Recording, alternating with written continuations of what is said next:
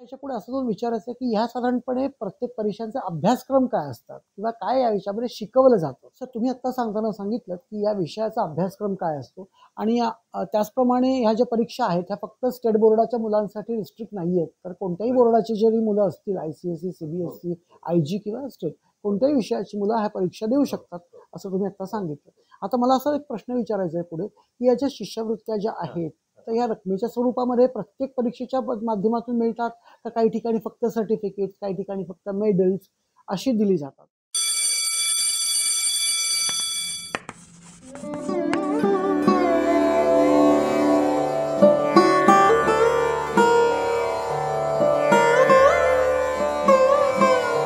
आज 20 तारीख 20 मे ठरल्याप्रमाणे आम्ही आमचा दुसरा व्हिडिओ घेऊन आपल्या पुढे येतोय. 2च दिवसापूर्वी तुम्हाला आम्ही सांगितलं होतं की आजच्या व्हिडिओचा विषय काय असेल. शालेय जीवनातील शिष्यवृत्ती आणि स्पर्धा परीक्षा आणि त्याचा आपल्या पुढील आयुष्यामध्ये होणारा फायदा. आणि या विषयावरती बोलायला त्या विषयातील एक तज्ज्ञ व्यक्ती आपल्याकडे आलेली आहे जी आज आपल्याबरोबर आहे. आणि त्या व्यक्तीचं नाव मी तुम्हाला आधीच सांगितलं होतं, श्रीयुत चैतन्य वझे सर. BSc पूर्ण होता होता त्या व्यक्तीने स्वतःचं पुस्तक लिहिलं, होमी भाभा यंग सायंटिस्ट या परीक्षेसाठी. आणि त्या पुस्तकाला घवघवीत यश आलं. आणि त्याचवेळी अनेक पालकांनी आणि शिक्षकांनी आपल्या विद्यार्थ्यांसाठी आणि आपल्या मुलांसाठी स्पर्धा परीक्षांचे, खास करून होमी भाभा यंग सायंटिस्ट या परीक्षेचे क्लासेस घेण्याची त्यांना गळ घातली. जी व्यक्ती हाडाचे शिक्षक असते ती व्यक्ती अशी संधी नाकारू शकत नाही. वैयक्तिक आयुष्यातले प्रॉब्लेम्स आणि त्याच्यावरती सोल्युशन हा विचार डोक्यात घेऊन सकारात्मक वृत्तीने त्यांनी क्लासेस घ्यायला सुरुवात केली. अनेक मुलांना मार्गदर्शन करत करत आज फक्त आणि फक्त त्यांचं करिअर स्पर्धा परीक्षांच्या क्लासेसमध्ये चालू आहे. आणि अतिशय सुंदर पद्धतीने ते मुलांना मार्गदर्शन करत आहेत. आणि हे मार्गदर्शन करत असताना अनेक मुलांना त्यांनी या स्पर्धा परीक्षांमध्ये यशस्वी केलं आहे. कित्येक मुलांना स्कॉलरशिप मिळाले आहेत, कित्येक मुलांना गोल्ड मेडल्स, सिल्वर मेडल्स मिळालेली आहेत. आज त्यांची कित्येक मुलं या परीक्षा देता देता त्यांच्या वैयक्तिक आयुष्यात खूप पुढे गेली आहेत. एकतर मुलगी त्यांच्या मार्गदर्शनाखाली अभ्यास करत असताना सायंटिस्टसुद्धा झाली आहे. तर असे हे चैतन्य वझे सर. चला तर मंडळी त्यांच्याशी आपण बोलायला सुरुवात करूया आणि जाणून घेऊया या परीक्षांचं महत्त्व. सर सर्वप्रथम मला तुम्हाला प्रश्न असा विचारायचा आहे, जे क्लासेस आपण चालवता, जी अकॅडमी आपण चालवता, त्या अकॅडमीच्या संदर्भात थोडक्यात आमच्या पालकांना आणि मुलांना सांगू शकाल का? हो नक्कीच. सर म्हणले तसं म्हणजे माझी सुरुवात ही थोडी वेगळ्या पद्धतीने झाली. म्हणजे 2001 साली असेल बहुधा माझं पहिल्यांदा पुस्तक प्रकाशित झालं की जे होमी भाभा बालवैज्ञानिक परीक्षेसाठी रेफरन्स मटेरियल म्हणून होतं. डोंबिवलीच्या श्रद्धा प्रकाशनातर्फे ते प्रकाशित झालं. आणि तो काळ असा होता की ज्या वेळेला स्पर्धा परीक्षांबद्दल फारसा अवेअरनेस कुठेच नव्हता. डोंबिवली सोडा, मुंबईतही नव्हता, महाराष्ट्रातही नव्हता, कुठल्याच स्पर्धा परीक्षेसंदर्भात नव्हता. मटेरियल नव्हतं, कसा अभ्यास करायचा हेही माहिती नव्हतं. म्हणजे अंधारात चाचपडणं एवढंच चालू होतं सगळ्यांचं, शिक्षक, पालक, विद्यार्थी तिघांचंही. आणि त्यावेळेला मुलांना आणि पालकांना मार्गदर्शक ठरेल, शिक्षकांना मार्गदर्शक ठरेल असं काहीतरी करावं असं मी विचार करून हे पुस्तक लिहिलं. रादर मी असं म्हणेन की तेही असं ॲक्सिडेंटलीच झालं. माझे वडील लवकर गेले की ज्या वेळेला माझा भाऊ 9वीत होता आणि मी 14वीत होतो, म्हणजे SYला BScला होतो. आणि त्याच्या नॅशनल टॅलेंट सर्चच्या प्रिपरेशनसाठी मी लिहायला सुरुवात केली. 10वीमध्ये ही परीक्षा पूर्वी असायची की जी SCERT आणि NCERT घेतं. आणि त्यावेळेला त्याही परीक्षेचं काही मटेरियल अवेअरनेस अवेलेबल काहीच नव्हतं. आणि त्यासाठी मग आपण काहीतरी लिहावं, कारण माझ्या भावाला NTSला त्यांनी बसावं, NTS त्याला मिळावी, त्याचे वर्गातले मित्र होते, तेही सगळे अत्यंत हुशार होते आणि त्यांनाही या परीक्षेला बसायचं होतं आणि तेही धडपडत होते. तर त्यांच्यासाठी एक रेफरन्स मटेरियल तयार करावं असं मी ठरवलं, कारण मला त्या डिप्रेशनमधनं वडील गेल्यानंतरचं जे आपल्याला एक मानसिक डिप्रेशन किंवा ताण येतो त्यातनं बाहेर पडायचं होतं. आणि ते औषधं घेऊन आणि सायकोलॉजिस्टची ट्रीटमेंट घेऊन वगैरे मला काही करायचं नव्हतं. त्यामुळे विरंगुळा म्हणून हे काम मी अभ्यासाबरोबर माझ्या करायला सुरुवात केली आणि त्यांच्यासाठी म्हणून मी मटेरियल लिहिलं. त्याचा परिणाम असा झाला की त्यांना NTS तर मिळालीच. त्या एका वर्गातली भावाच्या बॅचमधली जवळजवळ 3-4 मुलं NTS होल्डर झाली की ज्याने आमचं मटेरियल माझं वापरलं होतं. माझ्याकडे अभ्यासाला ती यायची आणि हे सगळं त्यावेळेला फ्रीच होतं. म्हणजे माझंही ते हॉबी होता, विरंगुळा होता आणि मला माझ्या डिप्रेशनमधनं बाहेर यायचं होतं. आर्थिक कमाईची मला अजिबात गरज नव्हती आणि त्यांच्यासाठी मी लिहिलं मटेरियल. आणि जेव्हा मी माझ्या शिक्षकांना हे सगळं दाखवलं तेव्हा ते म्हणले की अरे होमी भाभा म्हणून पण एक परीक्षा आहे, तुला माहिती आहे, त्याचं पण काही अवेलेबल नाही. किंवा गणित प्रज्ञा परीक्षा आहे, त्याचंही काही मटेरियल अवेलेबल नाही ना. अवेअरनेस काही आहे मार्केटमध्ये, पालकांमध्ये, मुलांमध्ये, त्याचंही आपण काही लिहू शकतो का. मी जेव्हा हे लिहिलं तेव्हा मला शिक्षक हेही म्हणले माझे की आता हे लिहिलंयस तर हे वाया नाही घालवायचं आहे, याचं प्रकाशित झालं पाहिजे. हे आज भावासाठी लिहिलं, पण असे अनेक विद्यार्थी आहेत की ज्यांना ह्या मटेरियलचा उपयोग झाला पाहिजे. आणि मी म्हटलं आता या वय वर्ष 18 आणि 19 कोण मला प्रकाशक भेटणार आणि उभं करणार. आणि त्यावेळेला श्रद्धा प्रकाशनाचे श्याम हळबे यांनी हात पुढे केला आणि मला म्हणले की NTS साठीचं मटेरियल प्रकाशित करणं थोडंसं चैतन्य अवघड आहे, कारण इतिहास भूगोलासारखेही विषय त्याच्यामध्ये की जो आपला विषय नाही आणि तू लिहिलंयस हे सायन्सचं आणि मॅथ्सचं लिहिलेलं आहेस, पण ह्या परीक्षेला आणखीनही 10 विषय इतर आहेत. तर होमी भाभा परीक्षेसाठी आपण तू म्हणतोस असं आपण लिहूया की त्याच्यामध्ये फक्त सायन्स आहे, सिंगल हँडेड तुझ्या जीवावरती ते काम होऊ शकेल आणि तू त्याला पूर्ण न्याय देऊ शकशील. तर ह्याच्यासाठी काहीतरी लिहून बघ, नाहीतरी ह्याचंही मटेरियल मार्केटमध्ये उपलब्ध नाहीच आहे. आणि तू म्हणतोस तसं हाही एक दुर्लक्षित विषय आहे, लोकांना गरजेचा विषय आहे, पालकांच्या, विद्यार्थ्यांच्या आणि शिक्षकांच्या दृष्टीने तो आवश्यक विषय झालेला आहे, तर त्याचं लिहून बघ. म्हटलं ठीक आहे बघूया, म्हणून मी ते लिहायला सुरुवात केली. आणि 2001 साली ते प्रकाशित झालं. तेव्हा माझं जस्ट ग्रॅज्युएशन झालेलं होतं आणि मी PG करत होतो. रुईया कॉलेजमधनं माझं MSc झालं आणि मी MScच्या पहिल्या वर्षाला ॲडमिशन घेतलेली होती. आणि तेव्हाही मी माझी हा विरंगुळा जो होता की मला माझ्या डिप्रेशनमधनं बाहेर यायचं होतं, हा मी कंटिन्यू केलेला होता. आणि होमी भाभासाठी मी लिहिलं आणि त्यांनी ते प्रकाशित केलं. आणि नंतर मग क्लासेससाठी डिमांड वाढत गेली. पेंढारकर महाविद्यालयामध्ये त्याचं प्रकाशन झालं प्रिन्सिपलांच्या मार्गदर्शनाखाली आणि त्यांनीच काय म्हणूया पुढाकार घेऊन तो प्रकाशन सोहळा आमच्या कॉलेजमध्ये घडवून आणला. चांगल्या चांगल्या व्याख्यात्यांना बोलवलं, वैज्ञानिकांना बोलवलं, त्यांनी त्या म्हणजे पुस्तकाचं प्रकाशन केलं आणि तो विषय डोंबिवलीमध्ये सर्वश्रुत झाला. आणि पालक आणि शिक्षकसुद्धा थोडंसं विनंती करायला लागले की मग तुम्ही आता मार्गदर्शन पण करा, कारण त्याची आज समाजाला गरज आहे, आम्हाला गरज आहे. तर म्हणजे माझ्यासाठी ही एक टर्निंग पॉईंट ठरला आयुष्यातला. आणि मी म्हटलं की पुढे काय करायचं आहे. वडील तर माझे शिक्षक होते, प्रोफेसर होते ठाणा कॉलेजमध्ये मॅथ्स डिपार्टमेंट. आणि त्यांच्या निधनानंतर मी म्हटलं आता आपल्याला आपल्या आयुष्याची काहीतरी दिशा तर ठरवायला पाहिजे. आत्ता आर्थिकची आपल्याला काहीच गरज नाही, पण उद्या आपलं करिअर आहे. तर ठीक आहे, ही संधी देवाने दिली आहे आपल्याला आणि आपल्याला हे आवडतं आहे, तर आपण या संधीचं सोनं करू. घरातल्या घरात आपण 20-25 विद्यार्थी जे काही येतील 2-4 त्याच्यापासून सुरुवात करू. आणि 20-25 जणं पालक आणि विद्यार्थी पहिल्या बॅचला घरातल्या घरात आम्ही घेतली, सुरू केली हॉलमध्ये.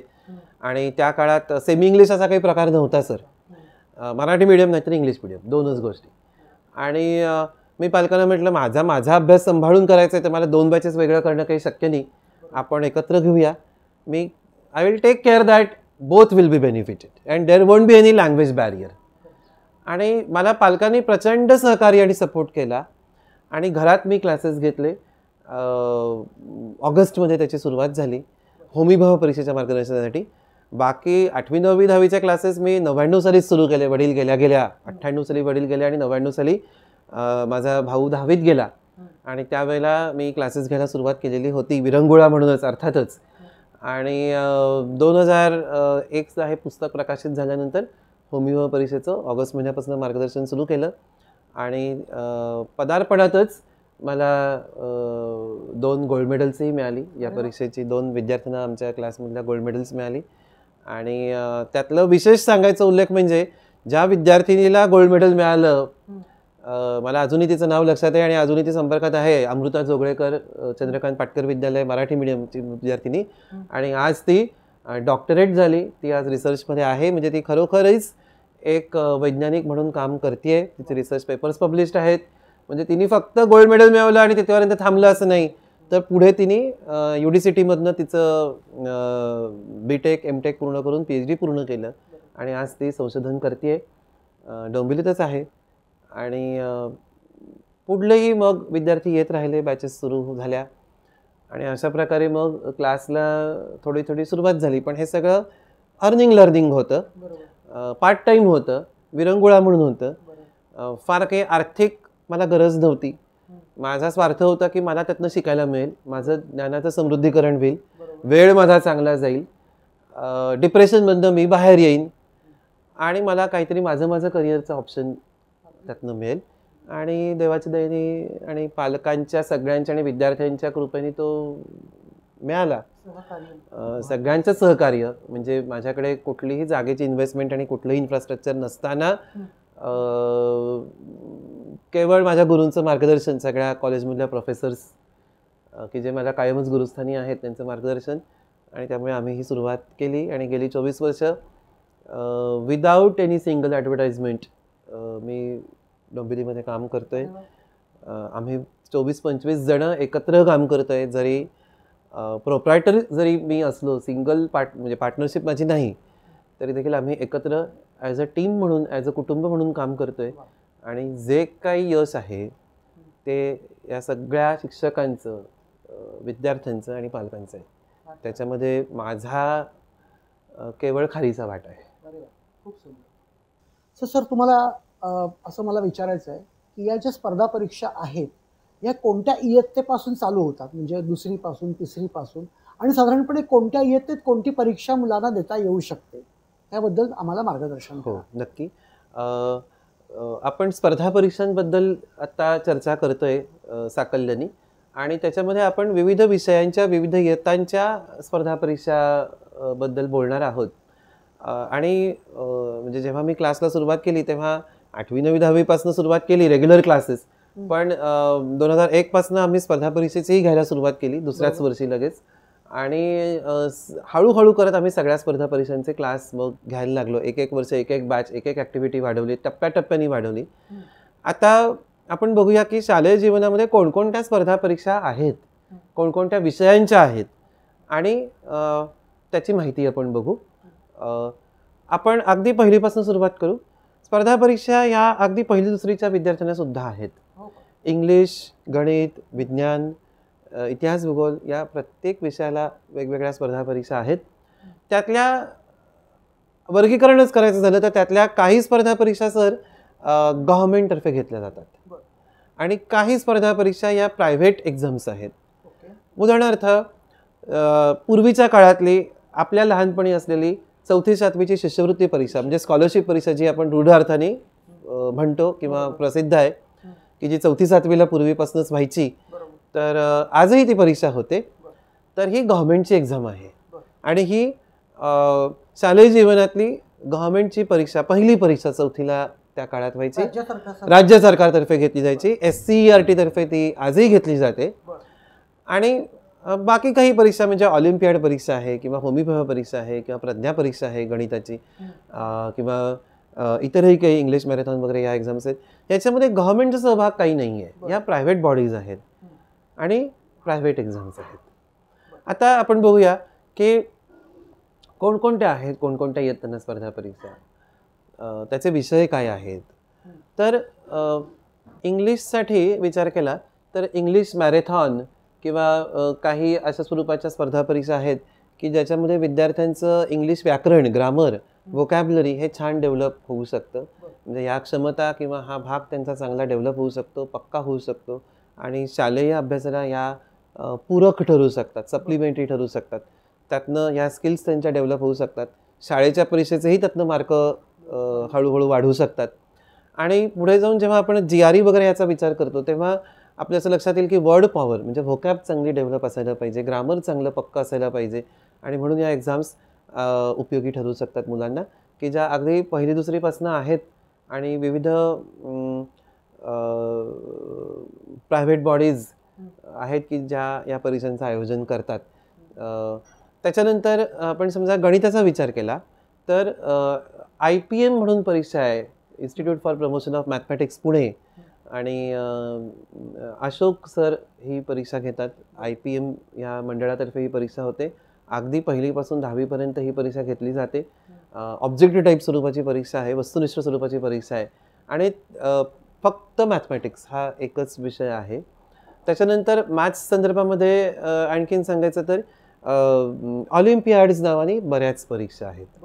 मग त्याच्यामध्ये मॅथ्स ऑलिम्पियाड आहे, किंवा 5वी 6वी 7वी 8वीच्या विद्यार्थ्यांसाठी घेतली जाणारी ज्युनियर मॅथ्स ऑलिम्पियाड म्हणून पण एक परीक्षा आहे की ज्याच्यामध्ये मुलांचं मॅथमॅटिक्स पक्कं होणं, त्याच्यामध्ये आणखीन आवड निर्माण होणं.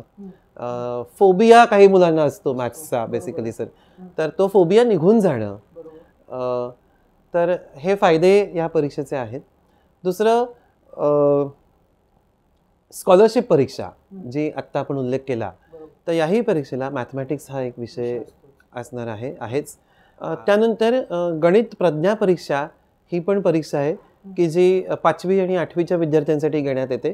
तसंच प्रभुत्व वगैरेही काही स्पर्धा परीक्षा आहेत, या अध्यापक मंडळातर्फे घेतल्या जातात. गणित अध्यापक मंडळ या परीक्षांचं आयोजन दरवर्षी करतं.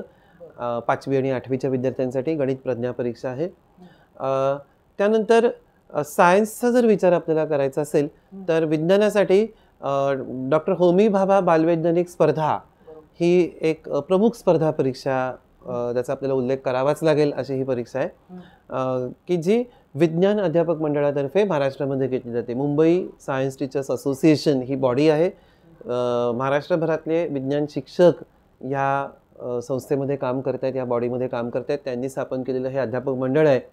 जसं आपण मगाशी गणिताचं बघितलं प्रज्ञा परीक्षा की गणित अध्यापक मंडळ ही महाराष्ट्रामध्ये आहे, आणि त्यांच्यातर्फे गणित प्रज्ञा परीक्षा घेतली जाते. तसं ही जी होमी भाभा परीक्षा जी आहे, होमी भाभा बालवैज्ञानिक स्पर्धा रादर, ही विज्ञान अध्यापक मंडळातर्फे म्हणजे मुंबई सायन्स टीचर्स असोसिएशनतर्फे घेतली जाते. 6वी आणि 9वीच्या विद्यार्थ्यांसाठी ही परीक्षा असते. मगाशी आपण गणित ऑलिम्पियाड्स म्हटलं, मॅथमॅटिक्स ऑलिम्पियाड्स म्हटलं, तसं सायन्स ऑलिम्पियाड्स पण आहेत. वेगवेगळ्या संस्था युनिफाईड काउन्सिल सारख्या आहेत की ज्या science olympiads, physics olympiad, chemistry olympiad, mathematics olympiad, biology olympiad, अगदी आता आजकाल ॲस्ट्रॉनॉमी ऑलिम्पियाड ह्या पण चालू झालेल्या आहेत. आणि याही परीक्षांमधनं त्या विषयाचा पाया पक्का होणं, त्या विषयाचे बेसिक कन्सेप्ट्स क्लिअर होणं, त्या विषयामध्ये आवड निर्माण होणं हे पहिलं उद्दिष्ट. त्या विषयामध्ये सायंटिफिक ॲटिट्यूड डेव्हलप होणं, लॉजिकल थिंकिंग डेव्हलप होणं, रिझनिंग स्किल्स डेव्हलप होणं, रीडिंग स्किल्स डेव्हलप होणं, ऑब्झर्वेशन स्किल्स डेव्हलप होणं, किंवा प्रॉब्लेम सॉल्विंग स्किल जे मॅथ्समुळे आपल्याला समजतं ते डेव्हलप होणं, हे सगळं विकसन, बौद्धिक विकसन मुलांचं त्याच्यातनं होत असतं. इतिहास भूगोलासाठी सुद्धा स्पर्धा परीक्षा आहेत. जसं प्रामुख्याने ज्याचा आपल्याला उल्लेख करावाच लागेल, मगाशीही आपण त्याचा उल्लेख केला होता, national talent search examination, Maharashtra प्रज्ञाशोध परीक्षा किंवा राष्ट्रीय प्रज्ञाशोध परीक्षा, ह्या 2 परीक्षा आहेत. महाराष्ट्र प्रज्ञाशोध परीक्षा ही वाडिया कॉलेज पुणेतर्फे घेतली जाते. 8वी 9वी आणि 10वीच्या विद्यार्थ्यांसाठी ऑब्जेक्टिव्ह टाईप परीक्षाची स्वरूपाची ही परीक्षा आहे. पुष्कळशा स्पर्धा परीक्षा या ऑब्जेक्टिव्हच आहेत, मी त्याही भागाकडे येईन सर.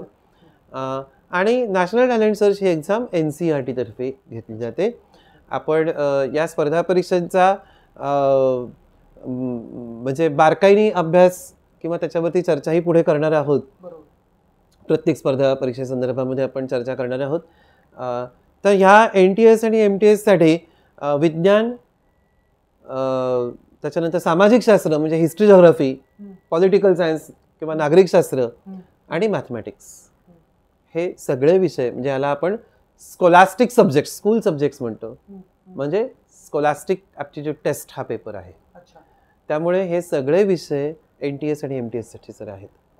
प्लस त्याच्याबरोबर जनरली बऱ्याच स्पर्धा परीक्षांना येणारा विषय म्हणजे व्हर्बल नॉन व्हर्बल रिझनिंग किंवा क्वांटिटेटिव्ह ॲप्टिट्यूड, किंवा ज्याला आपण मराठीमध्ये बुद्धिमत्ता चाचणी, GMAT म्हणतो, जनरल मेंटल ॲबिलिटी टेस्ट असं ज्याला आपण म्हणतो, किंवा स्कॉलरशिपच्या भाषेमध्ये त्याला इंटेलिजन्स टेस्ट असं म्हणतात. तर 4वी-7वीच्या स्कॉलरशिपच्या परीक्षेचा जो आपण उल्लेख केला की जी परीक्षा सध्या 5वी आणि 8वीच्या विद्यार्थ्यांसाठी घेतली जाते, 4थी आणि 7वीच्या ऐवजी राज्य सरकारने ही परीक्षा 5वी आणि 8वीच्या विद्यार्थ्यांसाठी आता केलेली आहे. आणि या परीक्षेसाठी गणित आणि गणिताबरोबर इंग्लिश मराठी हेही विषय आहेत, प्लस बुद्धिमत्ता चाचणी हाही विषय या परीक्षेसाठी आहे. शिष्यवृत्ती परीक्षा म्हणजे स्कॉलरशिप परीक्षा 5वी-8वीची. त्यामुळे इतिहास भूगोलासाठी सुद्धा स्पर्धा परीक्षा आहेत. जॉग्राफी टॅलेंट सर्च ही पण एक स्पर्धा परीक्षा आहे की ज्याच्यामध्ये जॉग्राफीमध्ये आवड निर्माण होणं, त्याचं वाचन मुलांचं वाढलं पाहिजे, ही उद्दिष्ट आहे. बरोबर. आणि भाषा किंवा म्हणजे हिंदी किंवा संस्कृत ह्याच्यामध्ये सुद्धा स्पर्धा परीक्षा. आणखीन एका परीक्षेचा आपण उल्लेख करायचा विसरलो. टिळक महाराष्ट्र विद्यापीठाच्या परीक्षा अनादी काळापासून चाललेल्या आहेत. आणि ही परीक्षा जशी गणितासाठी आहे तशी इतरही विषयांसाठी आहे. इंग्लिश वगैरे सुद्धा त्याच्यामध्ये विषय आहेत. टिळक महाराष्ट्र विद्यापीठातर्फे घेतल्या जाणाऱ्या या परीक्षा आहेत. आणि टिळक महाराष्ट्र विद्यापीठाची परीक्षा जी आहे गणिताची किंवा या सगळ्या सब्जेक्टिव्ह टाईप परीक्षा आहेत. इथे मुलांना लेखी उत्तरं लिहावी लागतात. स्कॉलरशिप परीक्षेचा ज्याचा आपण उल्लेख केला, पूर्वीच्या काळातली 4थी-7वीची, आताची 8वी आणि 5वीच्या विद्यार्थ्यांसाठीची शिष्यवृत्ती परीक्षा राज्य सरकारतर्फे SCERT तर्फे घेतली जाते. ही परीक्षा ऑब्जेक्टिव्ह टाईप आहे. NTSची परीक्षा ही पण ऑब्जेक्टिव्ह टाईप आहे. MTS पण ऑब्जेक्टिव्ह टाईप आहे. ओके. ऑलिम्पियाड्स या पण ऑब्जेक्टिव्ह टाईप आहेत. पण आत्ता ज्याचा आपण उल्लेख केला सर, गणित अध्यापक मंडळातर्फे घेतली जाणारी प्रज्ञा परीक्षा, तर ही मात्र सब्जेक्टिव्ह एक्झाम आहे. आपण ह्याच्या प्रत्येक परीक्षेचा डिटेलमध्ये नंतर विचार करू. त्यासाठी वेगवेगळे सेशन्स सुद्धा घेऊ, कारण प्रत्येक स्पर्धा परीक्षेच्या संदर्भातली माहिती, त्याच्यामध्ये अपेक्षित असलेल्या क्षमता, त्याच्यामधली उद्दिष्ट वेगवेगळी आहेत. त्यामुळे असं एका सेशनमध्ये हे सगळं आपल्याला उरकता येणार नाही. पण ही सब्जेक्टिव्ह परीक्षा आहे. सो मला पालकांना आणि मुलांना सांगायला आवडेल की सरांनी सांगितल्याप्रमाणे आपण प्रत्येक परीक्षेचे एक वेगवेगळे सेशन्स घेणार आहोत आणि त्या सेशनमधून आपण संपूर्ण या विषयाची माहिती पालकांना आणि विद्यार्थ्यांना करून देणार आहोतच. सो हे फक्त पहिलं हे आपलं सेशन असणार आहे स्पर्धा परीक्षांच्या संदर्भामध्ये. आपण ह्या संदर्भामध्ये पुढे भेटत राहणारच आहोत. सर, तुम्ही आत्ता सांगताना अगदी पहिली इयत्तेपासून ते पूर्वी 10वीपर्यंतच्या अनेक परीक्षांच्या बद्दलची माहिती दिलीत आणि या परीक्षा कोण कोण कंडक्ट करतं आणि मग कोणकोणत्या विषयाच्या परीक्षा असतात, जसं जॉग्राफी, हिस्ट्री, समाजशास्त्र, पॉलिटिकल सायन्स म्हणजे नागरिकशास्त्र, गणित, सायन्स, या सगळ्या विषयांच्या अशा एक्झाम्स घेतल्या जातात असं तुम्ही थोडक्यात सांगितलं. मला आता याच्या पुढे असं दोन विचारायचं आहे की ह्या साधारणपणे प्रत्येक परीक्षांचे अभ्यासक्रम काय असतात किंवा काय या विषयामध्ये शिकवलं जातं? बरोबर. आता आपण एकेका परीक्षेसंदर्भात बघूया. आपण शिष्यवृत्ती परीक्षेपासून सुरुवात करू, कारण शालेय जीवनात ती गव्हर्नमेंट घेणारी अशी ही पहिली परीक्षा आहे की जी पूर्वी 4थी आणि 7वीला व्हायची, आता ती 5वी आणि 8वीला होते. आणि ही स्टेट लेवलवरती होते. त्यामुळे राज्यभरातनं सर्व विद्यार्थी त्याला बसत असतात. आणि त्याच्यामध्ये कोणकोणते भाग आहेत तर इंग्लिश, मराठी, मॅथमॅटिक्स आणि मेंटल ॲबिलिटी म्हणजे बुद्धिमत्ता चाचणी. आता अभ्यासक्रमाचा विचार करायचा झाला सर तर ह्या परीक्षेला महाराष्ट्रातले कोणतेही विद्यार्थी, मग ते CBSE का ICSE का स्टेट बोर्ड का IBs कोणीही बसू शकतं. त्यामुळे अर्थातच टेक्स्टबुक असं काही ह्याला नाहीच आहे.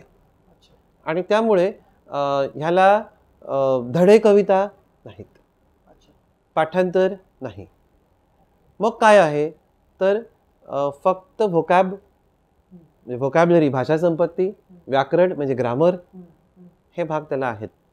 त्यामुळे 4थीच्या म्हणजे आताचे 5वीचे विद्यार्थी, 5वीच्या विद्यार्थ्यांनी साधारण 4थी-5वीला जे काही आपण इंग्लिशमध्ये किंवा मराठीमध्ये व्याकरण शिकलो किंवा समानार्थ, विरुद्धार्थ, म्हणी, वाक्प्रचार, सिनॉनिम, अँटॉनिम, इडियम, फ्रेजेस जे काही आपण शिकलो, भाषा संपत्ती, त्याचा साकल्याने विचार करायला पाहिजे. तो अभ्यासक्रम आहे. वस्तुनिष्ठ स्वरूपाची परीक्षा ऑब्जेक्ट टाईप आहे. त्यामुळे समानार्थ, विरुद्धार्थ, म्हणी, वाक्प्रचार हे सगळ्या व्होकॅबलरीच्या ज्या घटक आहेत, इडियम्स, फ्रेजेस, सिनॉनिम, अँटॉनिम, हे पाठ करणं, ते लक्षात ठेवणं, त्याचं उपयोजन हे झालं पाहिजे. आता ह्यातला गणिताचा भाग म्हणजे मॅथमॅटिक्स, 4थी-5वीला जे काही मॅथमॅटिक्सचं सिलेबस आहे, महाराष्ट्र स्टेट बोर्डाचं आणि सेंट्रल बोर्डाचं म्हणजे CBSEचं NCERTचं ह्या दोन्हीचाही विचार करायला पाहिजे.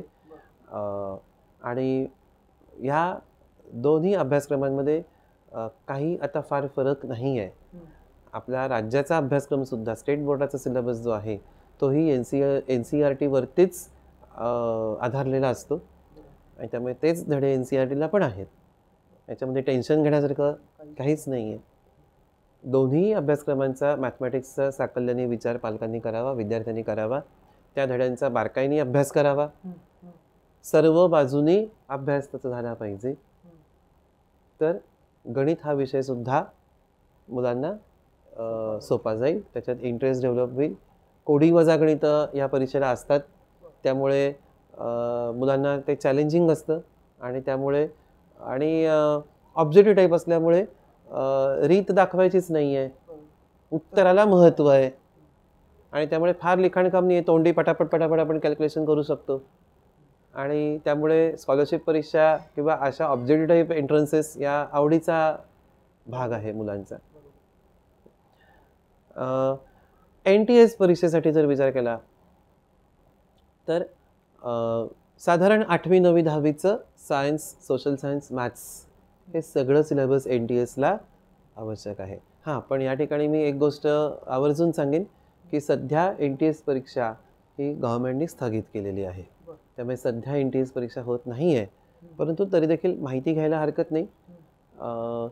MTS परीक्षा, महाराष्ट्र टॅलेंट सर्च एक्झामिनेशन, ही मात्र वाडिया कॉलेजची परीक्षा चालू आहे 8वी 9वी 10वीच्या विद्यार्थ्यांसाठी.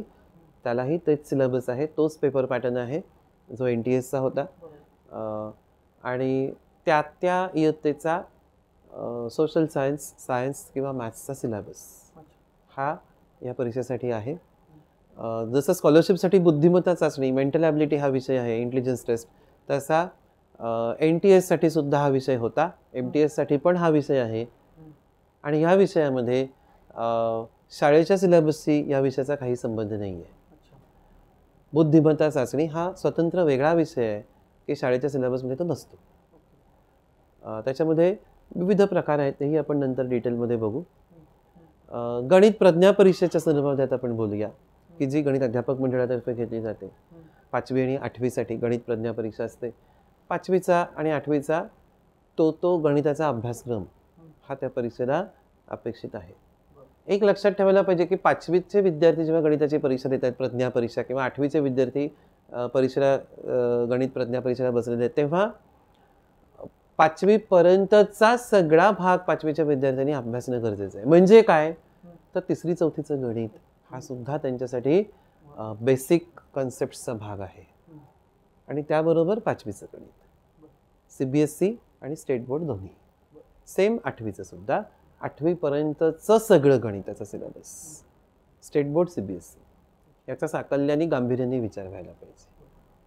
आता आपण होमी भावा परीक्षा संदर्भात बघू की काय सिलेबस आहे. तर 6वीच्या आणि 9वीच्या विद्यार्थ्यांसाठी ही परीक्षा घेतली जाते, हे मी मगाशीही सांगितलं. आणि 6वीच्या विद्यार्थ्यांसाठी 4थी, 5वी आणि 6वीचं विज्ञान आणि 9वीच्या विद्यार्थ्यांसाठी 7वी, 8वी, 9वी आणि थोडंसं 10वीचं विज्ञानाचा अभ्यासक्रम, सायन्सचा सिलेबस हा अपेक्षित आहे. स्टेट बोर्ड आणि CBSE दोन्हीही अभ्यासणं गरजेचं आहे. बाकी ऑलिम्पियाड्स बऱ्याच आहेत, त्याही बाबतीमध्ये सेम. जर 6वीची सायन्स ऑलिम्पियाड असेल तर 6वी पर्यंतचा सायन्सचा सगळा सिलेबस त्यांना माहिती असणं गरजेचं आहे. किंवा मॅथ्सची ऑलिम्पियाड असेल तर मॅथ्सचा सर्व अभ्यासक्रम त्या इयत्तेपर्यंतचा हा त्यांना अभ्यासणं गरजेचं आहे. ओके. सो आपण जेव्हा एकेका परीक्षेसंदर्भामध्ये डिटेल विवेचन करू पुढल्या व्हिडिओजमध्ये, पुढल्या भागांमध्ये, एपिसोड्समध्ये, त्यावेळेला आपल्याला अधिक डिटेलमध्ये बोलता येईल.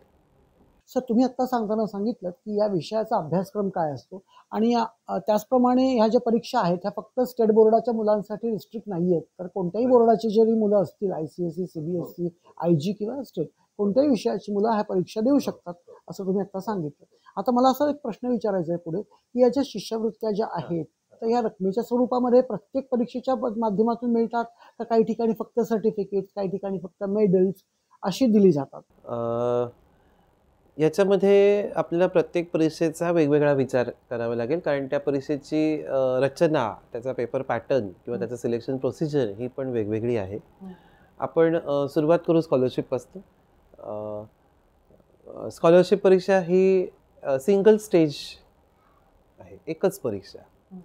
त्याच्यामध्ये विविध राऊंड्स, विविध स्टेजेस असं काही नाही आहे. आणि ही परीक्षा साधारण फेब्रुवारीमध्ये 3ऱ्या आठवड्यात रविवारी घेतली जाते, पूर्ण महाराष्ट्रभर होते.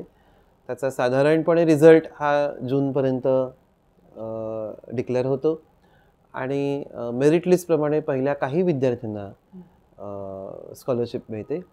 आणि आता ही जी शिष्यवृत्ती आहे, स्कॉलरशिप आहे, ती डायरेक्टली विद्यार्थ्यांच्या अकाउंटमध्ये बँकेत डिपॉझिट होते.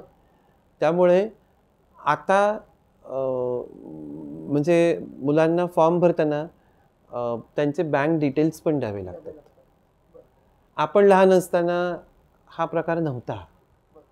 आता ही सुधारणा राज्य शासनाने केलेली आहे. आता स्कॉलरशिपची अमाऊंटही वाढलेली आहे. म्हणजे आपल्या वेळची जी काही स्कॉलरशिप मिळायची त्याच्यापेक्षा आता ती बऱ्यापैकी जास्त रक्कम मुलांना मिळते. स्कॉलरशिप किती मिळते याचं डिटेल जर तुम्हाला हवं असेल तर आमच्या क्लासची वेबसाईट बघा, किंवा या परीक्षेसंदर्भातली कुठली डिटेलमध्ये जर माहिती हवी असेल, फॉर्म कसे भरायचे किंवा ही जी टेक्निकल इन्फॉर्मेशन आहे त्यासाठी आमच्या क्लासची वेबसाईट तुम्ही रेफर करू शकता. www.wazeclasses.com म्हणून आहे. आणि त्याच्यामध्ये ते एक स्पर्धा परीक्षेचं पेज तुम्ही रेफर करा. ते पेज ओपन केलं की तिथे ऑफिशियल साईटचा ॲड्रेस पण इनबिल्ट केलेला आहे. म्हणजे तुम्ही क्लिक केलं की त्या मंडळाची ऑफिशियल वेबसाईट ओपन होते आणि मग त्याच्यामध्ये तुम्हाला डिटेलमध्ये माहिती पण इलेक्ट्रॉनिकली केलं जातं. हां, वेबसाईटवरती नाही. फॉर्म भरण्याची सोय मॅन्युअली पण आहे, प्रत्येक शाळेमध्ये ती असते. जर एखाद्या शाळेमध्ये ती सोय काही कारणाने नसेल तर तुम्ही शाळेला रिक्वेस्ट करून शाळा तुम्हाला अवेलेबल करून देऊ शकतात सोय, किंवा तुम्ही वेबसाईटवरती जाऊन डायरेक्ट पण फॉर्म भरून मंडळाला संपर्क करू शकता. आपण स्कॉलरशिपचा विचार करते तर ही वन टाईम स्कॉलरशिप आहे का? तर नाही. 3 वर्ष पुढे ही स्कॉलरशिप मिळते. म्हणजे 5वीच्या विद्यार्थ्यांना 6वी, 7वी, 8वी आणि पुन्हा 8वीच जर शिष्यवृत्तीची परीक्षा दिली तर 9वी, 10वी अशी 2 वर्ष ती स्कॉलरशिप पुढे मिळते आणि ती अकाउंटमध्ये डिपॉझिट होते. आता आपण बघू होमीभावा परीक्षेच्या संदर्भामध्ये. होमीभावा परीक्षा ही मुळातच 3 राऊंड्समध्ये घेतली जाते. पहिली राऊंड ही थिअरी एक्झाम म्हणजे लेखी स्वरूपाची परीक्षा आहे, वस्तुनिष्ठ स्वरूपाची म्हणजे ऑब्जेक्टिव्ह टाईप एंट्रन्स आहे. ऑक्टोबरमध्ये ती हल्ली होते. त्यानंतरची राऊंड म्हणजे प्रॅक्टिकल एक्झाम, प्रात्यक्षिक परीक्षा, की जी जानेवारीमध्ये होते. आणि त्यानंतरची लेव्हल म्हणजे प्रोजेक्ट्स आणि इंटरव्ह्यूची, की जी मार्चमध्ये घेतली जाते. आणि तिन्ही परीक्षांचा विचार करून, त्यामध्ये मिळालेल्या मार्कांचा विचार करून विद्यार्थ्यांना फायनली गोल्ड मेडल किंवा सिल्वर मेडल किंवा ब्रॉन्झ मेडल मिळतं. पण ज्या विद्यार्थ्यांना या परीक्षेला अपियर व्हायचं आहे किंवा ज्यांनी एनरोल केलेलं आहे तर या तिन्ही टप्प्यातून जावंच लागतं. हो, तिन्ही टप्प्यातून जावं लागतं. Each step is pre requisite for next level. त्यामुळे लेखी परीक्षेत किती मार्क मिळाले, प्रात्यक्षिक परीक्षेमध्ये किती मार्क मिळाले, प्रोजेक्ट आणि इंटरव्ह्यूच्या राऊंडमध्ये किती मिळाले, ह्याचा सगळ्याचा विचार करून मेडल डिसाईड होतं. आपण जेव्हा प्रत्येक परीक्षेचा वेगवेगळा विचार करू आणि त्यावेळेला मी त्याचं डिटेलिंग तुम्हाला सांगेन, सिलेक्शन प्रोसिजरही सांगेन सर. आणि ही जी स्कॉलरशिप मिळते एकतर ह्याच्यामध्ये सिल्वर मेडल म्हणजे गोल्ड मेडल, सिल्वर मेडल आणि ब्रॉन्झ मेडल मिळतं. आणि वन टाईम स्कॉलरशिप मिळते, तीही विद्यार्थ्यांच्या बँक अकाउंटमध्ये डायरेक्ट डिपॉझिट होते. प्लस वन टाईम स्कॉलरशिप आहे आणि प्लस मेडल पण आहे. म्हणजे हे एक मोटिवेशन आहे. आणि मग फक्त शेवटच्या पायरीपर्यंत पोहोचलेल्या विद्यार्थ्यांनाच ह्यातली मेडल्स आणि शिष्यवृत्ती मिळणार आहे का आणि बाकीच्यांना काहीच मिळणार नाही का? तर नाही. जे विद्यार्थी थिअरी परीक्षा देतात पण अनफॉर्च्युनेटली प्रॅक्टिकलसाठी सिलेक्ट होत नाहीत किंवा प्रोजेक्ट आणि इंटरव्ह्यूसाठी, अशा विद्यार्थ्यांना थिअरी अपिअर्ड आणि एवढे एवढे मार्क्स त्यांना त्याच्यात मिळाले, एवढ्या एवढ्या मार्काने ते उत्तीर्ण झाले, अशा स्वरूपाचं सर्टिफिकेट प्रमाणपत्र मिळतं. सगळ्यांनाच मोटिवेशन थोडक्यात येस, सगळ्यांना त्या त्या स्टेजप्रमाणे असलेलं प्रमाणपत्र मिळतं. त्या प्रमाणपत्रामध्ये त्याचा उल्लेख असतो. ओके, तसंच JMO परीक्षेसंदर्भात पण आहे, ज्युनियर मॅथ्स ऑलिम्पियाड. ही सुद्धा 5वी, 6वी, 7वी, 8वी या विद्यार्थ्यांसाठी गणिताची घेतली जाणारी स्पर्धा परीक्षा आहे. इन्स्टिट्यूट फॉर मॅथ्स एज्युकेशन तर्फे ही परीक्षा घेतली जाते, भारतभर होते. आणि याही परीक्षेला 2 राऊंड्स आहेत सर.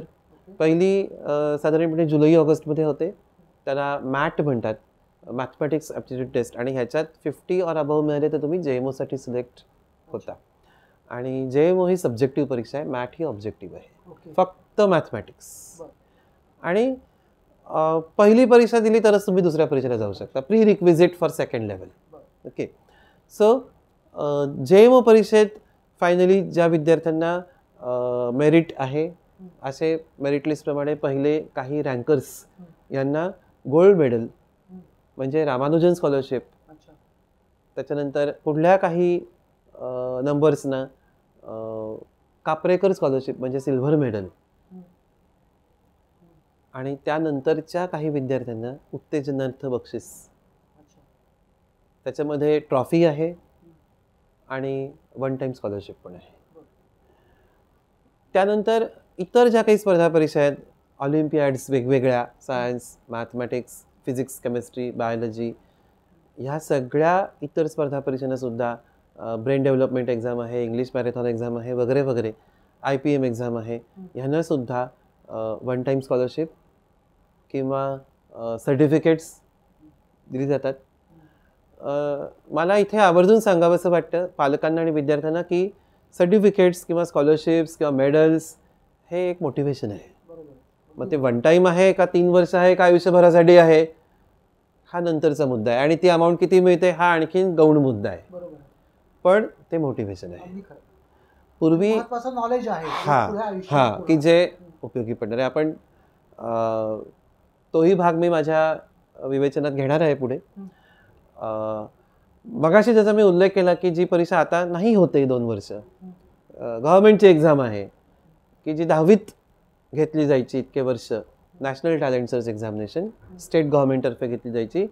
आणि सेंट्रल गव्हर्नमेंट पुढला भाग म्हणजे त्याचे पण 2 भाग आहेत सर. पहिली लेव्हल ही राज्यस्तरीय स्टेट गव्हर्नमेंटची आणि दुसरी लेव्हल ही राष्ट्रीय पातळीची NCERT तर्फे ही परीक्षा व्हायची. ही परीक्षा आता काही काळाने स्थगित केलेली आहे, पण या परीक्षेला सुद्धा मुलांना स्कॉलरशिप दिली जायची. आणि ही स्कॉलरशिप पुढे किती वर्ष मिळायची तर till your PhD is complete. दरवर्षी विद्यार्थ्यांना ही स्कॉलरशिप दिली जायची. ह्याची अमाऊंट प्रत्येक स्लॅबप्रमाणे वाढत जायची. म्हणजे 11वी-12वीमध्ये साधारणपणे 15,000 ते 18,000, पुढे ग्रॅज्युएशन लेव्हलला साधारणपणे 20-21 हजारापर्यंत, आणि त्यानंतर PhD लेव्हल किंवा पोस्ट ग्रॅज्युएशन लेव्हलपर्यंत तुम्हाला ती स्कॉलरशिप मिळायची. त्याच्यामध्ये आणखीन जास्त अमाऊंट मिळायची. त्यामुळे ह्या सगळ्या परीक्षांमधनं उत्तेजन म्हणून, मोटिवेशन म्हणून मुलांना हे रँक्स, मेडल्स, स्कॉलरशिप्स, सर्टिफिकेट्स दिले जातात. त्याच्याकडे पालकांनी मोटिवेशन म्हणून बघावं, इन्कम सोर्स म्हणून बघू नये. सर, मगाशी तुम्ही उल्लेख करताना असा उल्लेख केला की साधारणपणे अभ्यासक्रम जो असतो हा साधारणपणे एक त्यांच्या अर्लियर 1-2 इयत्तेचा अभ्यासक्रम त्या ठिकाणी घेतला जातो त्याच्या परीक्षांसाठी. सो या विषयावरती आपण अधिक मार्गदर्शन करू शकाल का, की पाठ्यपुस्तकावरतीच आधारित अभ्यासक्रम असतो का, याच्याशिवाय काय त्यांचं वेगळं सिलेबस असतं? या ठिकाणी मला एक गोष्ट आवर्जून सांगायला आवडेल की पाठ्यपुस्तक आणि अभ्यासक्रमातला फरक विद्यार्थी, पालक आणि शिक्षकांनी लक्षात घ्यायला पाहिजे. Textbook is a means for studies, ते साध्य नाही आहे. आपल्याला पाठ्यपुस्तकातले धडे अभ्यास करताना विद्यार्थ्यांमध्ये कोणकोणत्या क्षमता विकसित व्हायला पाहिजेत याचं विवेचन पाठ्यपुस्तकामध्ये केलेलं असतं.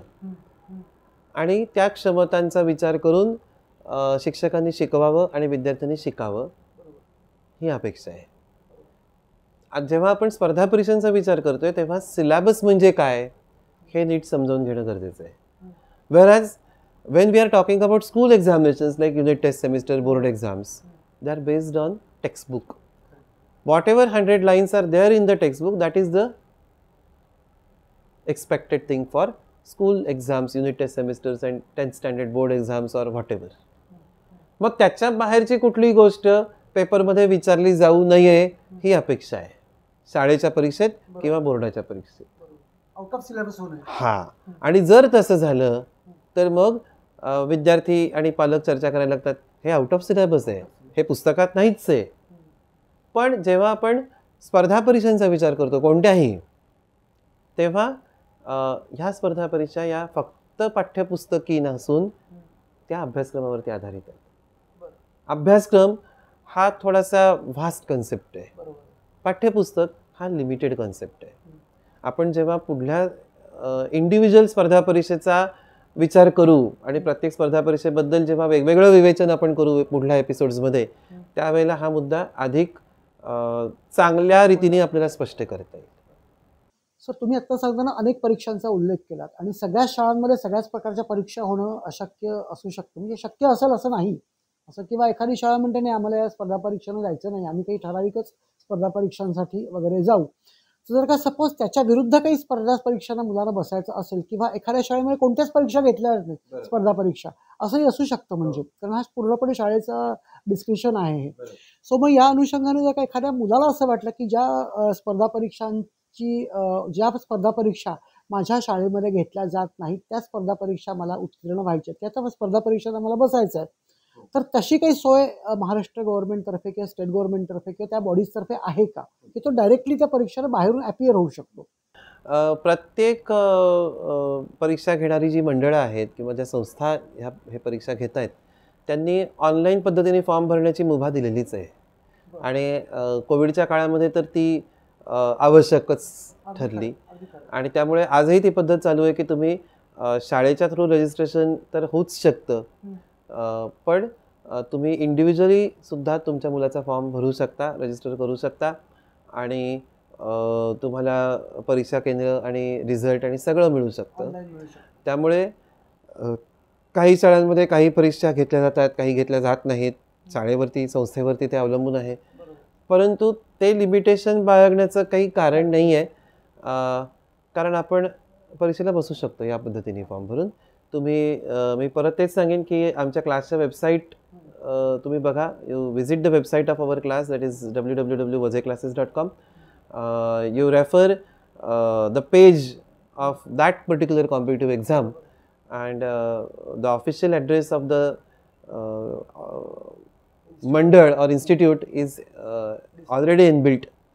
So you click that address, you click that route, that official site you can open, and you will get the information about form filling and enrollment. Okay, and you will get details of the competitive examination.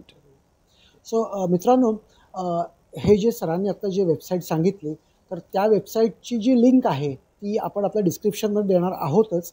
तुम्हाला जर का त्या संदर्भात अजून काही प्रश्न असतील तर आपण त्या लिंकवरती जाऊन क्लिक करा आणि त्याची अधिक माहिती घेऊ शकाल.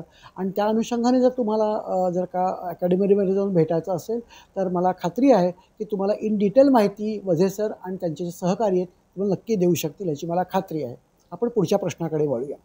सर, तुम्ही या परीक्षांबद्दल सांगितलं की या परीक्षांना मुलांना बाहेरून बसता येऊ शकतं, शाळेची किंवा एखाद्या संस्थेची त्याच्यासाठी गरज नाही.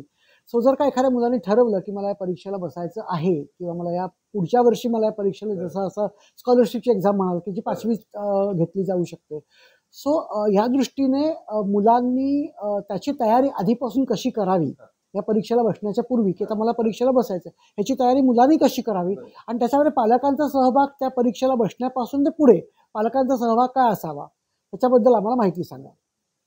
आपण एक उदाहरण घेऊया की एखाद्या विद्यार्थ्याला 5वीत शिष्यवृत्ती परीक्षेला बसायचं आहे. He wants to appear for 5th standard scholarship examination. So आता तो विद्यार्थी 4थीत आहे, तर त्यांनी काय करावं? मी सर्वप्रथम असं सांगेन की पालकांनी थोडासा पेपर पॅटर्न आणि या परीक्षेचा बारकाईने अभ्यास करावा. विषय कोणते आहेत, पेपर पॅटर्न काय आहे, काय काय अपेक्षित आहे. आपण चौथीत असताना ही परीक्षा ही दिलेली होती पालकांनी. थोडंसं आठवून बघावं आपले बालपणीचे दिवस की आपण काय केलं होतं, आणि तेच मुलांकडनंही करून त्यांना आता घ्यायचं आहे. उदाहरणार्थ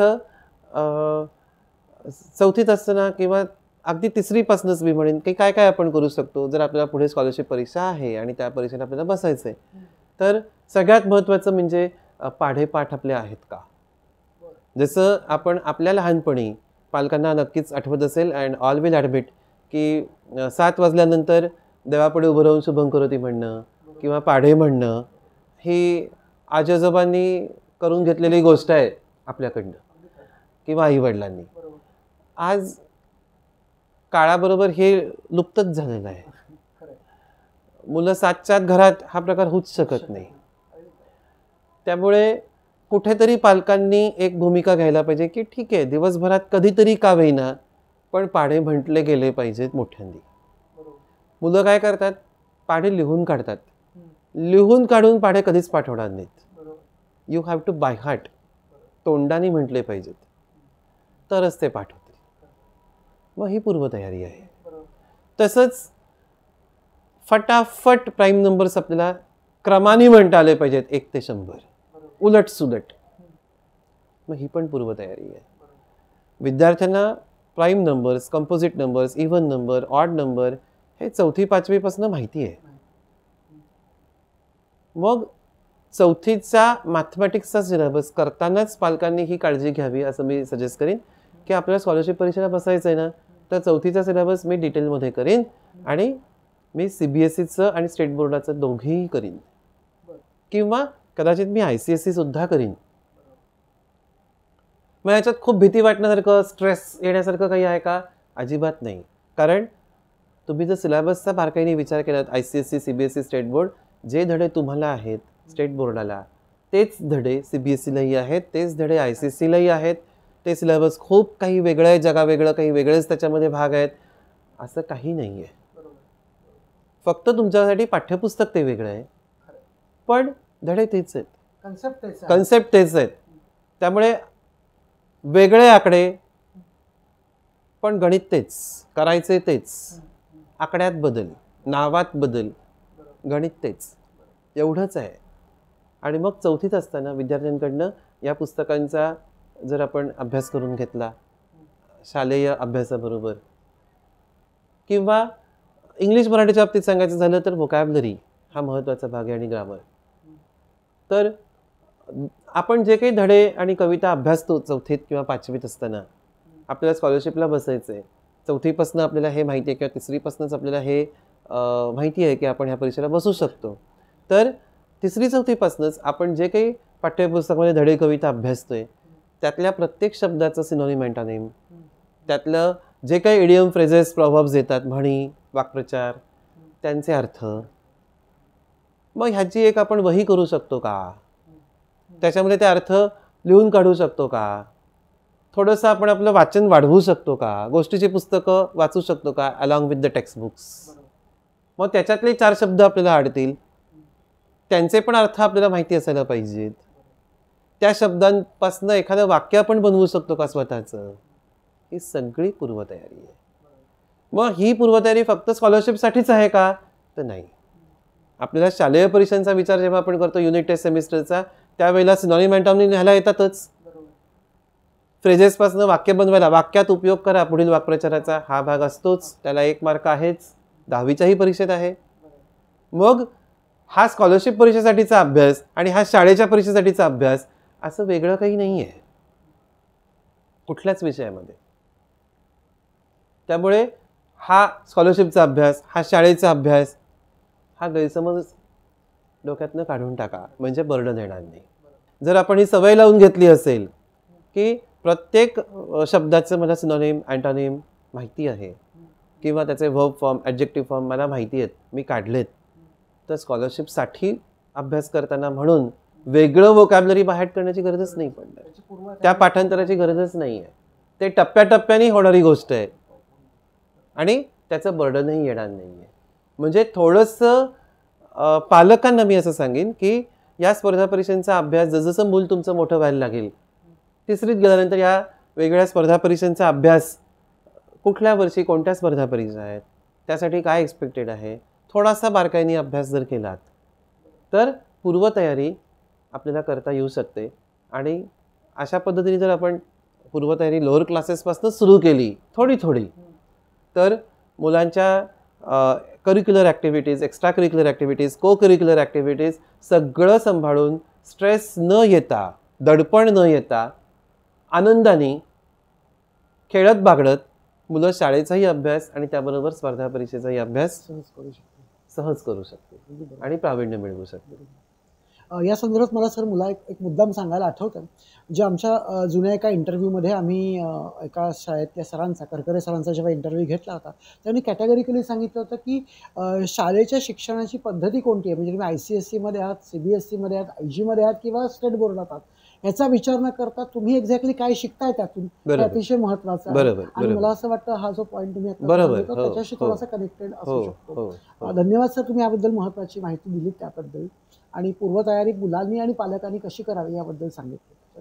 आता ह्याच्याच अनुषंगाने पुढचा छोटासा प्रश्न असा आहे की याच्यासाठी मुलांमध्ये काही सॉफ्ट स्किल्स पहिल्यापासून इनबिल्ट असावी लागतात का?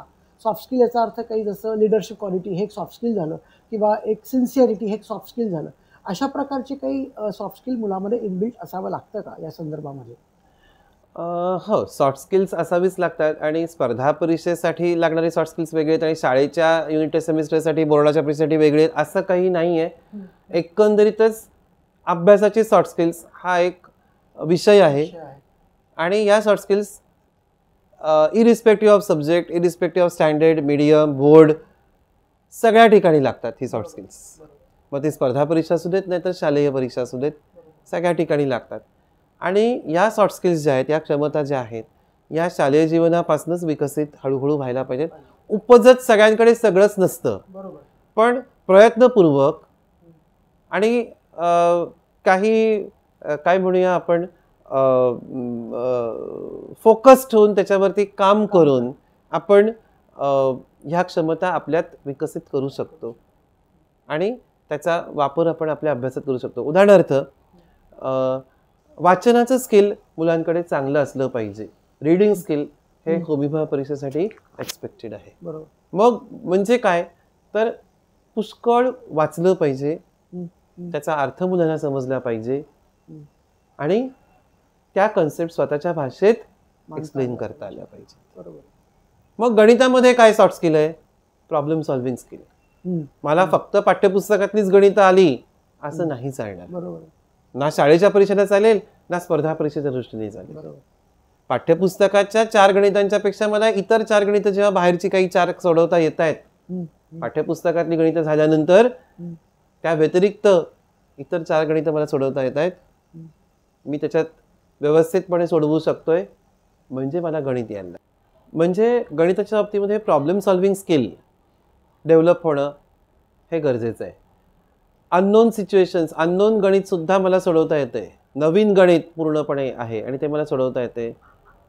ह्या पातळीपर्यंत आपलं गणिताचा अभ्यास झाला पाहिजे. विज्ञानामध्ये सांगायचं झालं तर आणखीन एक स्किल आहे, जसं रीडिंग स्किल आहे. टेक्स्टबुक बारकाईने वाचलं पाहिजे. हे विज्ञानातच काय सगळ्याच विषयांसाठी सर लागणारं स्किल आहे. अगदी भाषा विषयांसाठी सुद्धा मुलं पाठ्यपुस्तक, म्हणजे मला असं वाटतं सर की आपण एक वेगळा एपिसोड ठेवू, पाठ्यपुस्तक बारकाईने कसं वाचता येईल, डोळस वाचन. आणि जसं म्हणजे विज्ञानाच्या परीक्षांसाठी, विज्ञानाच्या स्पर्धा परीक्षांसाठी किंवा विज्ञानाच्या अभ्यासासाठी, मग त्या शालेय परीक्षा असू देत नाही त्या स्पर्धा परीक्षा असू देत, सगळीकडे हे स्किल रिक्वायर्ड आहे. तसं आणखीन एक स्किल विज्ञानासाठी लागतं, ते म्हणजे ऑब्झर्वेशन स्किल. की बारकाईने आपण घरात ऑब्झर्वेशन करू शकतो का, किचनमध्ये आपण करत असलेल्या वेगवेगळ्या ॲक्टिव्हिटीज, आई किंवा आजी किचनमध्ये काय करते आणि मग त्याच्यामध्ये कुठे विज्ञान दडलेलं आहे. आपल्याला असं लक्षात येईल की विज्ञानात जे काही आपण शिकतोय ते सगळं आपण ऑब्झर्व करू शकतो, त्याचं ॲप्लिकेशन आपण किचनमध्ये बघू शकतो. फक्त ऑब्झर्वेशन स्किल पाहिजे. त्यानंतर प्रॅक्टिकल स्किल्स, म्हणजे स्वतः प्रयोग करून बघितलं पाहिजे. आपल्या पाठ्यपुस्तकामध्ये डेमॉन्स्ट्रेशन्स, ॲक्टिव्हिटीज, ट्राय धिस असे कॉलम असतात. किती विद्यार्थी पाठ्यपुस्तक वाचताना ह्या ॲक्टिव्हिटीज घरी करून बघतात. मग त्या ठिकाणी ऑब्जेक्शन असं असतं किंवा मुलांचं त्याच्यावरती प्रत्युत्तर असं असतं की आमच्याकडे कुठे लॅब आहे, आम्हाला लॅबमध्ये नेतच नाहीत. पण लॅब करायचे काय? त्यातले बरेचसे प्रयोग किंवा बरेचशा ॲक्टिव्हिटीज असं तुमच्या लक्षात येईल की त्यासाठी लागणारी साधनं घरात आहेत. मग ते आपण करतो का? मग त्या क्षमता सुद्धा आपल्या विकसित व्हायला पाहिजेत. ही पण सॉफ्ट स्किल्स आहेत. दुसरं महत्त्वाचं सॉफ्ट स्किल म्हणजे पूर्ण कॉन्सन्ट्रेशननी किमान 1 तास तरी मी अभ्यास करीन त्या जेव्हा आपण स्पर्धा परीक्षेसाठी व्याख्यान ठेवतोय तेव्हा त्या स्पर्धा परीक्षेचा अभ्यास दिवसाभरात 1 तास तरी मी पूर्ण कॉन्सन्ट्रेशनने करीन की जो पुरेसा असेल. अगदी 10वी पर्यंतची कुठल्याही विषयाची स्पर्धा परीक्षा झाली तरी देखील 1 ते 1.5 तास अभ्यास पुरे आहे दिवसाकाठी, पण पूर्ण कॉन्सन्ट्रेशनने. म्हणजे या ठिकाणी मला इनडायरेक्टली हे सांगायचं आहे सर की एफिशियन्सी त्या 1 तासामधला आपला किती वेळ असा असतो की तिथे आपलं लक्ष विचलित झालेलं आहे. म्हणजे पूर्ण कॉन्सन्ट्रेशनने आपण अभ्यास करू शकतो का? तर कॉन्सन्ट्रेशन सुधारणं हेही एक सॉफ्ट स्किल आहे. फोकस्ड राहणं हे पण एक सॉफ्ट स्किल आहे. प्रायोरिटीज ठरवता येणं हेही एक सॉफ्ट स्किल आहे. वाचन सुधारणं, अवांतर वाचन, टेक्स्टबुक वाचन तर झालंच, अवांतर वाचन सुद्धा आपल्याला त्याची सवय असली पाहिजे. कथा कादंबऱ्या तर सोडा, त्याहीपेक्षा आपण अगदी बेसिक गोष्टीकडे येऊया की रोजचा न्यूजपेपर हे बारकाईने तेही आपल्याला वाचता आलं पाहिजे. टाइम मॅनेजमेंट एक महत्त्वाचं, टाइम मॅनेजमेंट हा एक महत्त्वाचा स्किल आहे सर. येस, अगदी खरं आहे. गोल सेटिंग हे एक महत्त्वाचं स्किल आहे. जर आपल्याला कुठे जायचंय हेच माहिती नसेल तर आपली अवस्था वादळात भरकटलेल्या समुद्रातल्या बोटीसारखी होईल. दिशाहीन वाटचाल. आणि बऱ्याच विद्यार्थ्यांच्या बाबतीत आपण जेव्हा विचार करतो तेव्हा ही गोष्ट आपल्याला दिसते की दिशाच नाही अभ्यासाला, गोल नाही. त्यामुळे goal setting, time management, priorities decide करणं ही सगळी सॉफ्ट स्किल्स आहेत. आपण जेव्हा एकेका स्पर्धा परीक्षेचा विचार करू त्यावेळेला त्या स्पर्धा परीक्षेसाठी लागणारी सॉफ्ट स्किल्स किंवा इन जनरल त्या विषयासाठी लागणारी सॉफ्ट स्किल्स, मग ती स्पर्धा परीक्षा असू देत किंवा शाळेची परीक्षा असू देत, त्याचा आपण विचार करू. आणि ही सॉफ्ट स्किल्स अगदी तुमच्या PhDच्या अभ्यासापर्यंतचा जरी विचार केलात, पहिलीपासून ते PhD पर्यंतचा, irrespective of stream, irrespective of board, irrespective of exam, he soft skills तीच आहेत हे तुमच्या लक्षात येईल. PhD साठी काही वेगळी सॉफ्ट स्किल्स लागतात आणि पहिलीसाठी वेगळी लागतात असं काहीच नाहीये. आणि या सॉफ्ट स्किल्सवरती काम करणं हे अत्यंत गरजेचं आहे की जो अत्यंत दुर्लक्षित भाग असतो. आणि मी पालकांना इथे सांगू इच्छितो कळकळीने की सॉफ्ट स्किल्सवर काम करा. एका वेळेला एका सॉफ्ट स्किलवर काम करा, ती विकसित करा, मग दुसरी सॉफ्ट स्किल, आणि पर्यायाने हळूहळू बाकीच्या सॉफ्ट स्किल्स सुद्धा एक एक आत्मसात करत जा. बरोबर, अगदी बरोबर. सो मंडळी, जसं सरांनी आता सांगितलं, जसं आपल्याला शारीरिक हालचालीवरती किंवा शरीरावरती जसं काम करायचं मनावरतीही काम करणं अतिशय आवश्यक आहे. आणि ते जे काम आहे ते फक्त आणि फक्त तुमच्या स्कॉलरशिप एक्झामसाठी किंवा शिष्यवृत्ती किंवा स्पर्धा एक्झामिनेशनसाठी गरजेचं नाही, त्याचबरोबर तुमच्या पूर्णपणे आयुष्यासाठी ते गरजेचं आहे. आणि त्याचं जे काही विकसन जे आहे हे आपण हळूहळू अगदी फोकस्ड राहिलो तर नक्की करू शकतो. आमच्या स्मार्ट या चॅनलवरती याचे काही व्हिडिओज ऑलरेडी आपण केलेले आहेत, त्याच्या लिंक्स आम्ही तुम्हाला डिस्क्रिप्शनमध्ये नक्की देऊ. तुम्ही पुन्हा एकदा ते व्हिडिओ बघू शकाल आणि त्या संदर्भात तुम्हाला काही मार्गदर्शन हवं असेल तर आमच्याशी नक्की संपर्क साधू शकाल. आणि ह्याच्याशिवाय आपण सॉफ्ट स्किलवरती खास एक एपिसोड बनवणार आहोत. सरांचंही त्यासाठी आपल्याला मार्गदर्शन लाभणार आहे, तेव्हा आपण नक्की भेटू. या आपण संपूर्ण मुलाखतीच्या शेवटच्या टप्प्यावर आपण आता या ठिकाणी येतोय. आणि तो महत्त्वाचा जो विषय जो आहे तो म्हणजे हे मी सगळं का करायचं, या स्पर्धा परीक्षा मी का द्यायच्या, आणि त्या सगळ्या स्पर्धा परीक्षांचा मला पुढे फायदा होणार आहे का. म्हणजे आपण मगाशी बघितलं की बाबा आपण 5वीची स्कॉलरशिप दिली तर मला 8वीपर्यंत पैसे मिळणार आहेत, हे छोटंसं एक मोटिवेशन आहे. पण सरांनी सांगितलं की पैसा हे मोटिवेशन असूच शकत नाही. त्याच्या पुढे फ्युचरमध्ये भविष्यामध्ये त्या एक्झामचा आपल्याला काय फायदा होणार आहे आणि कशा पद्धतीने त्याचा वापर आपण करून घेऊ शकणार आहोत, हे जर आपल्याला जर का कळलं तर आपण ह्या परीक्षांना जिकरीने तयारी करू, आपण त्यात यशस्वी होऊ आणि भविष्यामध्ये पण आपण त्या दृष्टीने यशस्वी होण्यात मदत होऊ शकेल. सर, मला तुम्हाला हेच विचारायचं आहे की या स्पर्धा परीक्षा मुलांनी आज का द्याव्यात आणि पालकांनी या परीक्षा देण्यासाठी मुलांना का उद्योपित करावं, ह्याचं मला थोडक्यात मार्गदर्शन करा. एक या बाबतीत पालक विद्यार्थी आणि शिक्षकांनी सगळ्याच प्रेक्षकांनी लक्षात घ्यायला पाहिजे की आजकाल कॉम्पिटिशन इतकी वाढली आहे जगभरात की कॉम्पिटिटिव्ह एक्झाम हा अविभाज्य घटक, it is a inevitable part of life. मग ह्या कॉम्पिटिटिव्ह एक्झामचं जर आपण ब्रॉडली क्लासिफिकेशन बघितलं तर शालेय जीवनातल्या स्पर्धा परीक्षा, त्यानंतर ॲडमिशनसाठी असलेल्या स्पर्धा परीक्षा म्हणजे कोणत्या, तर शालेय जीवनातल्या ज्या आत्ता आपण डिस्कस करतोय, स्कॉलरशिप एक्झाम, JMO एक्झाम वगैरे वगैरे. मग ॲडमिशनसाठी असलेल्या स्पर्धा परीक्षा मग त्या कोणत्या आहेत, तर 12वीच्या लेवलवरती असलेल्या नीट एक्झाम, मेडिकल एंट्रन्स किंवा इंजिनिअरिंग एंट्रन्सेस ज्याला आपण JEE म्हणतो, ॲडव्हान्स आणि मेन्स, किंवा क्रिएटिव्ह फील्ड्समध्ये सुद्धा म्हणजे ड्रॉइंग फील्ड्समध्ये सुद्धा UCED सारख्या स्पर्धा परीक्षा आहेत, नाटासारख्या स्पर्धा परीक्षा आहेत, किंवा आणखीनही वेगवेगळ्या कोर्सेसच्या ॲडमिशनसाठी CET वगैरे या स्पर्धा परीक्षा आहेत की ज्या प्रोफेशनल कोर्सेसच्या ॲडमिशनसाठी घेतल्या जाणाऱ्या स्पर्धा परीक्षा आहेत. वेगवेगळ्या संस्था त्यासाठी कार्यरत आहेत, त्या संस्थांतर्फे या परीक्षा घेतल्या जातात, त्यातनं तुम्हाला प्रवेश मिळतो इंजिनिअरिंगला किंवा मेडिकलला किंवा व्हॉटेवर. आणि या वेगवेगळ्या सगळ्या स्ट्रीम्ससाठी आहेत. दुसऱ्या काही स्पर्धा परीक्षांचा सुद्धा आपण या ठिकाणी उल्लेख करू, म्हणजे गेट एक्झाम्स की जी ग्रॅज्युएशनच्या नंतरची आहे, किंवा CSIR तर्फे घेतल्या जाणाऱ्या परीक्षा आहेत की ज्या रिसर्चसाठी किंवा नोकरीसाठी घेतल्या जाणाऱ्या परीक्षा आहेत. UPSC आहे, गव्हर्नमेंट जॉब्स आपल्याला हवे असेल UPSC द्यावी लागते. रेल्वे भरती, रेल्वेत जॉब हवा असेल, बँकेत जॉब हवा असेल, तिथे स्पर्धा परीक्षा आहे. अगदी काही नाही तर तुम्हाला परदेशात शिकायला जरी जायचं असेल तरी आजकाल GRE TOEFL आहे, म्हणजे तिथेही स्पर्धा परीक्षा आहे. त्यामुळे स्पर्धा परीक्षा, आणि उद्या अमेरिकेत गेल्यानंतर सुद्धा स्पर्धा आहेत किंवा परदेशात शिकायला गेल्यानंतर तिथे MS करताना PhD करताना सुद्धा स्पर्धा परीक्षा आहेत वेगवेगळ्या, त्या द्याव्या लागतात. कदाचित एखाद्या कंपनीत जेव्हा तुम्ही इंटरव्ह्यू देता त्याही ठिकाणी तुम्हाला क्वांटिटेटिव्ह ॲप्टिट्यूड किंवा व्हर्बल नॉन व्हर्बल रिझनिंग सारखे काही एंट्रन्स एक्झाम्स आहेत. त्याच्यातनं क्लिअर झाल्यानंतर पुढे ग्रुप डिस्कशन्स आहेत, मे बी काही ठिकाणी फिजिकल एक्झामिनेशन्स, मेडिकल एक्झामिनेशन्स आहेत, डिबेट्स सारख्या लेव्हल्स आहेत, आणि या सगळ्या स्तरातनं पास झाल्यानंतर तुम्हाला ती नोकरी मिळू शकते.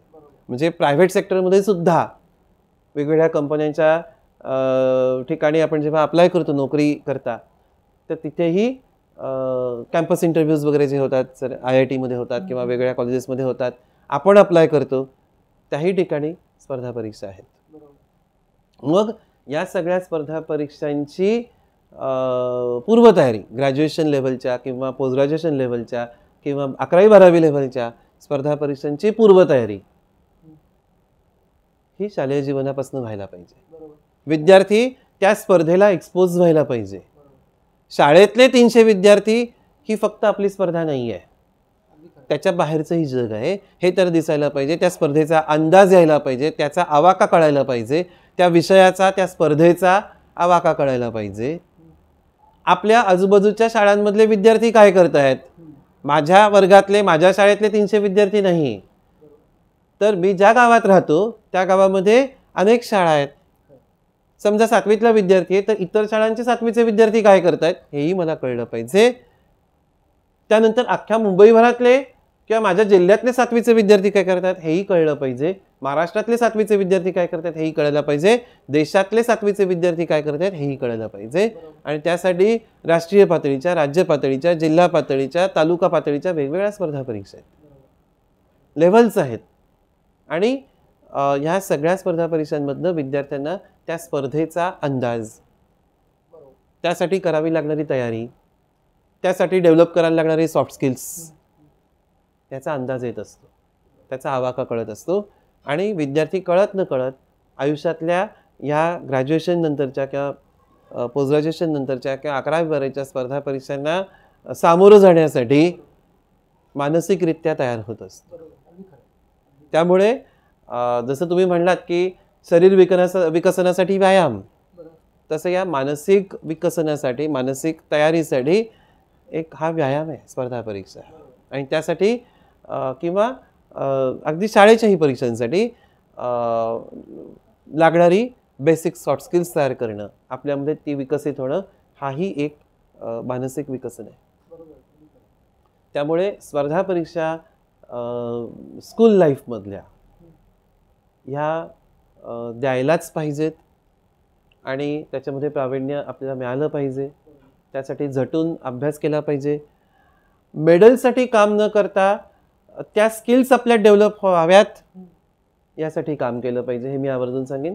कारण मी मगाशी म्हटलं तसं त्यातली मेडल्स, त्यातले सर्टिफिकेट्स हे फक्त मोटिवेशन आहे आणि ते मोटिवेशन मुलांसाठी आवश्यक आहे. पण म्हणून ते मेडल किंवा ती स्कॉलरशिप हे गोल आहे का? तर नाही, ते मोटिवेशन आहे. आणि त्यामुळे मेडलसाठी अभ्यास, मार्कांसाठी अभ्यास न करता आपल्याला आपल्यातल्या शारीरिक आणि मानसिक विकसनासाठी, बौद्धिक विकसनासाठी, क्षमतांच्या विकसनासाठी अभ्यास करायचा आहे, हे विद्यार्थी आणि पालकांनी लक्षात घ्या. सर, आज या ठिकाणी तुम्ही आलात आणि आम्हा सर्व पालकांना आणि मुलांना खूप छान बहुमोल मार्गदर्शन केलं. वाटा भविष्याच्या संदर्भामध्ये आपण एक नवीन विषय आज हाताळला आणि याच्यामध्ये वझे सरांचं खूप उत्तम मार्गदर्शन आपल्याला लाभलं. आजच्या एपिसोडला हे लाभलं आहेच, परंतु या संदर्भातली अनेक सेशन आपण घेणार आहोत आणि त्यामध्ये वझे सर आपल्याला नक्की मदत करतील, मला खात्री आहे. ज्याचा फायदा मुलांना नक्की होऊ शकेल फ्युचरमध्ये, याचीही मला खात्री आहे. आपण सतत भेटत राहू या संदर्भात बोलायला. आज सर आमच्या स्टुडिओमध्ये आपण आलात आणि ही मुलाखत दिलीत, त्याबद्दल आमच्या मी सर आपला आभारी आहे.